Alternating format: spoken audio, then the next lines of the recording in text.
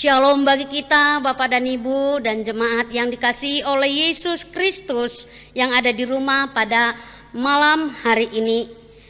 Firman Tuhan yang menjadi perenungan bagi kita dalam ibadah komsel kita, yaitu kita ambil nanti dari Roma 10 ayat 17.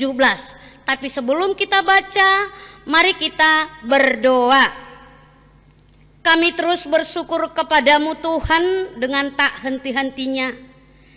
Itu adalah ungkapan hati dan pikiran kami karena kasih Tuhan yang begitu luar biasa dan dahsyat dalam kehidupan kami, dalam situasi yang kami hadapi pada saat ini. Untuk itu Bapa, pada saat ini di dalam segala kerendahan hati kami mau supaya Tuhan membuka hati dan pikiran kami untuk kebenaran firman Tuhan melalui ibadah kami Komsel 1 sampai dengan Komsel 4 walaupun di rumah pada saat ini.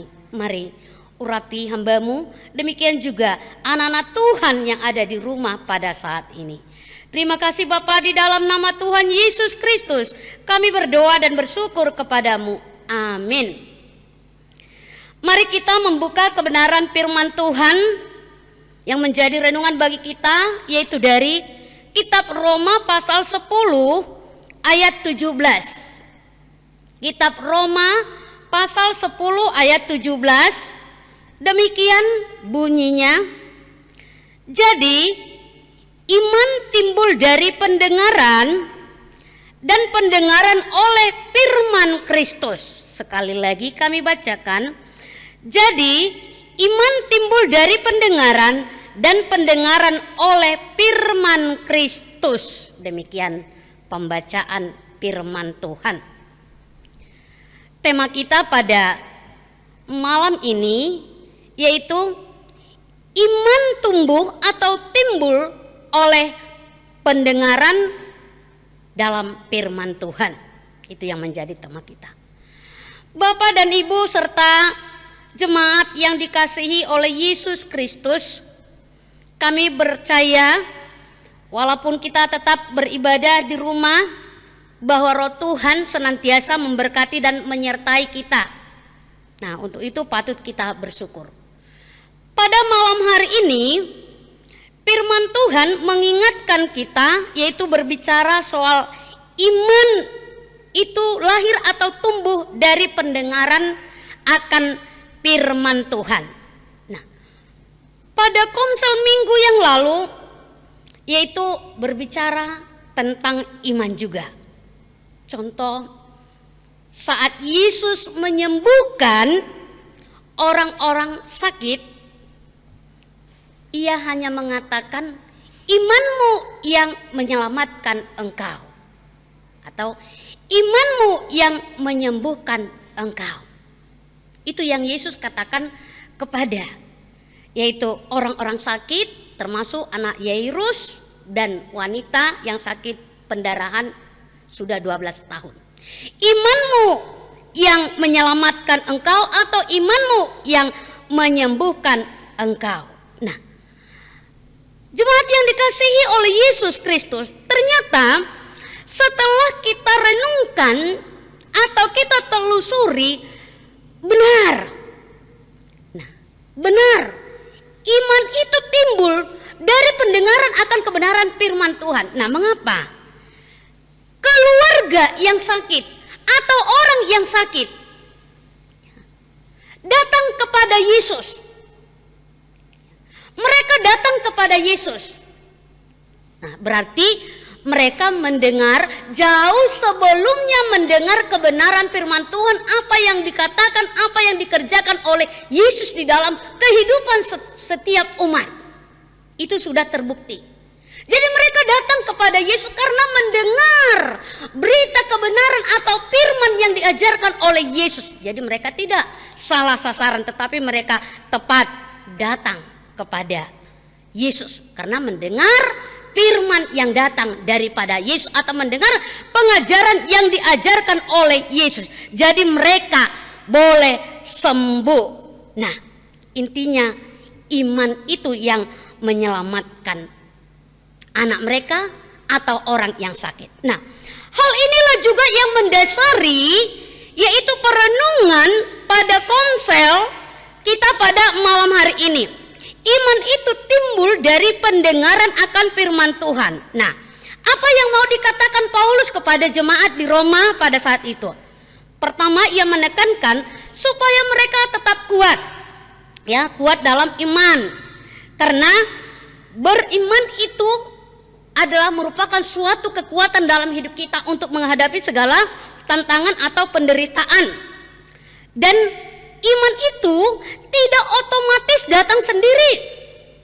Dan iman itu juga itu tidak otomatis sejak kita lahir.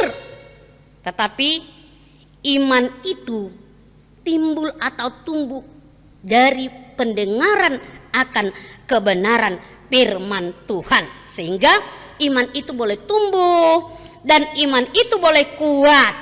Nah, coba kita membaca dari 2 Timotius 3 ya, ayat 10 sampai ayat 16. Apa dikatakan di situ? Iman bertumbuh dalam penganiayaan dan di dalam pengajaran kitab suci. Firman Tuhan, mendengar kebenaran firman Tuhan. Iman itu bertumbuh dalam pengajaran kitab suci. Nah, kembali kita melihat apa isi. Ya, di ayat 16 dikatakan firman yang diilhamkan oleh Tuhan adalah mengajar. Itu bagian pertama. Mengajar berarti mengajari kita, memberikan pengertian bagi kehidupan kita. Yang kedua, menyatakan kesalahan, mengingatkan kesalahan kita, mengoreksi kesalahan kita, bahkan memperbaiki kelakuan kita. Coba dibaharui. Dan yang keempat dikatakan mendidik orang dalam kebenaran.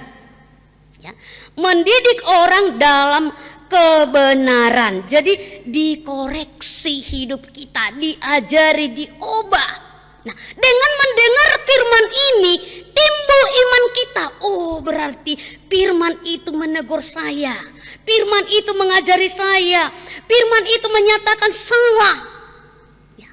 Firman itu juga membawa hidup saya kepada kebenaran. Timbul iman kita menjadi kuat. Oh, saya harus kuat ya. Saya harus teguh dengan belajar kepada kebenaran firman Tuhan. Nah, jadi melalui pendengaran firman Tuhan tadi dapat menghasilkan serta memelihara iman kita.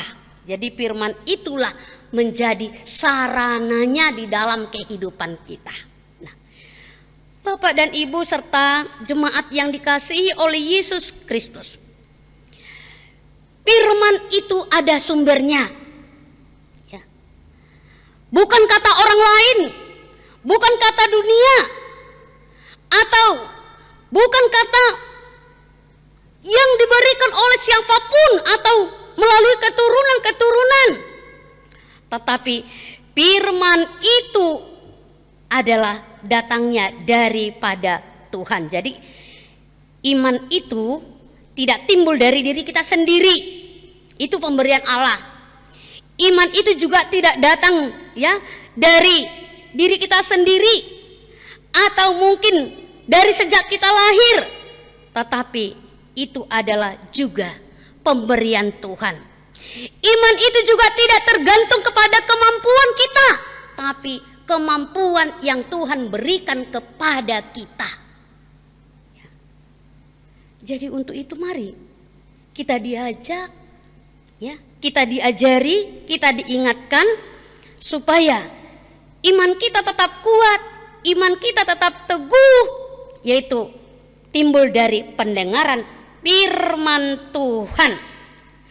Dan untuk mendengar firman Tuhan bukan sekali saja, bukan sesaat, tetapi terus menerus dan harus ditanamkan di dalam kehidupan sehingga menjadi kuat di dalam kehidupan kita.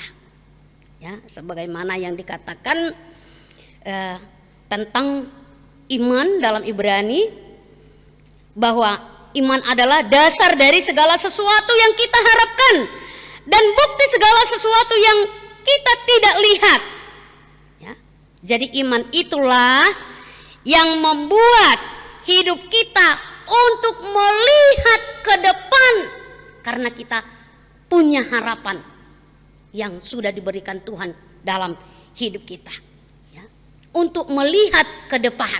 Jadi bukan ke belakang, tapi ke depan ada harapan. Ya. Contoh, kalau di tahun ini kita merasa gagal, kalau di tahun ini kita merasa kecewa karena situasi yang kita hadapi, kita punya iman bahwa besok dan lusa dan seterusnya itu tidak terjadi. Ada pengharapan kita. Itulah iman yang kuat. Nah, sekarang bagaimana supaya iman kita tumbuh atau terus kuat di dalam pendengaran akan firman Tuhan? Ya, untuk terus menerus. Satu, membaca firman Tuhan.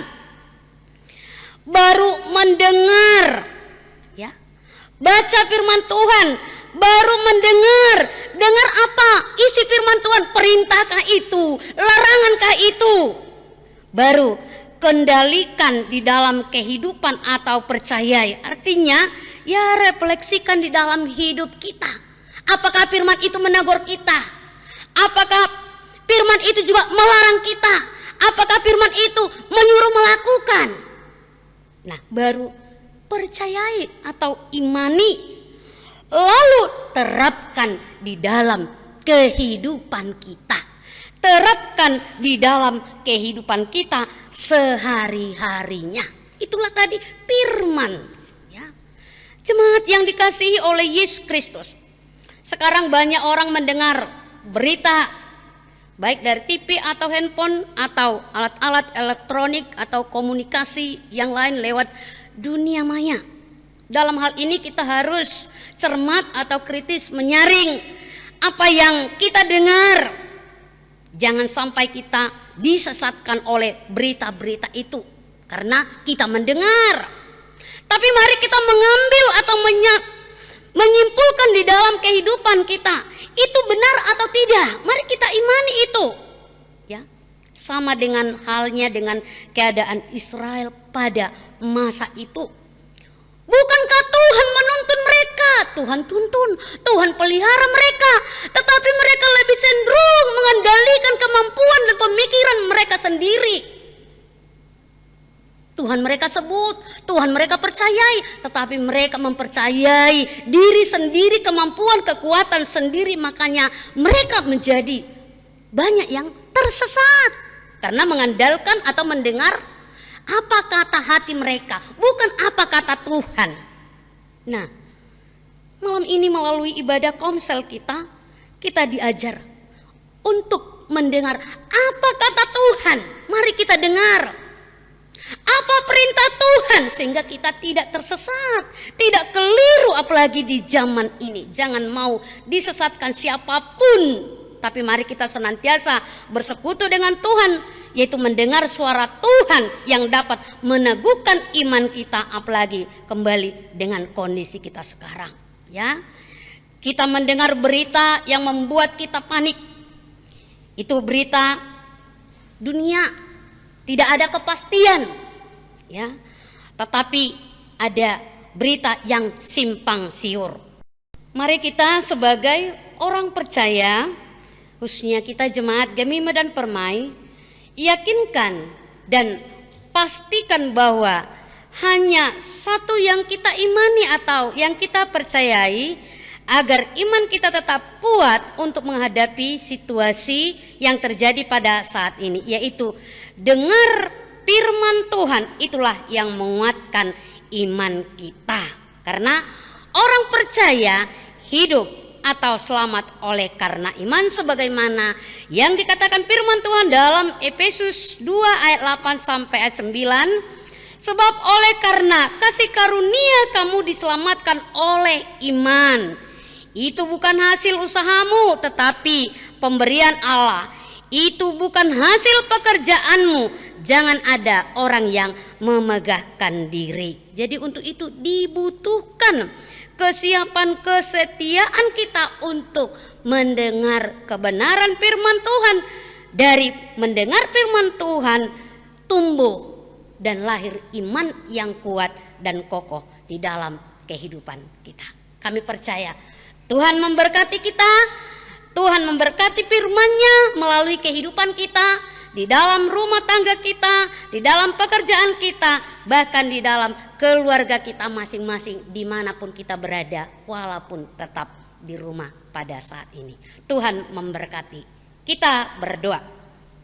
Terima kasih Tuhan, terima kasih buat kebenaran firman-Mu.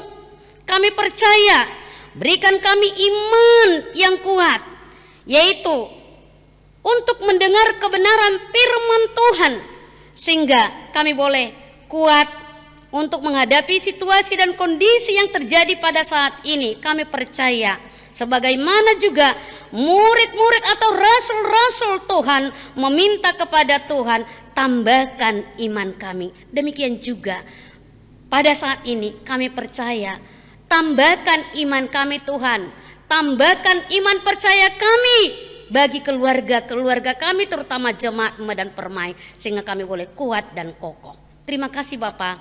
Di dalam nama Tuhan Yesus Kristus kami berdoa dan bersyukur kepadamu. Amin. Mari kita mengucapkan doa Bapa kami. Kita mulai.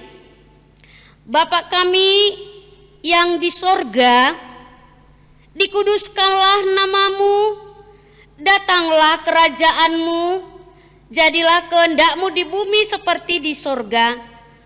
Berikanlah kami pada hari ini makanan kami yang secukupnya, dan ampunilah kami akan kesalahan kami, seperti kami juga mengampuni orang yang bersalah kepada kami. Dan janganlah membawa kami ke dalam pencobaan, tetapi lepaskan kami daripada yang jahat, karena Engkaulah yang mempunyai kerajaan dan kuasa dan kemuliaan sampai selama-lamanya. Amin. Mari kita menyanyikan doksologi kepada Allah beri puji. Kepada Allah beri puji, serta kepada Al-Masih, Rohul Kudus muliakan, berkuasa dan berkasihan. Amin. Mari kita menerima berkat daripada Tuhan saja. Maka anugerah daripada Tuhan kita Yesus Kristus dan pengasihan dari Allah Bapa serta persekutuan dengan Roh Kudus, itulah yang menyertai, memberkati dan melindungi engkau saat ini, besok dan sampai selama-lamanya. Amin. Kita bernyanyi Bapa terima kasih. Bapa terima kasih, Bapa terima kasih, Bapa di dalam surga, ku berterima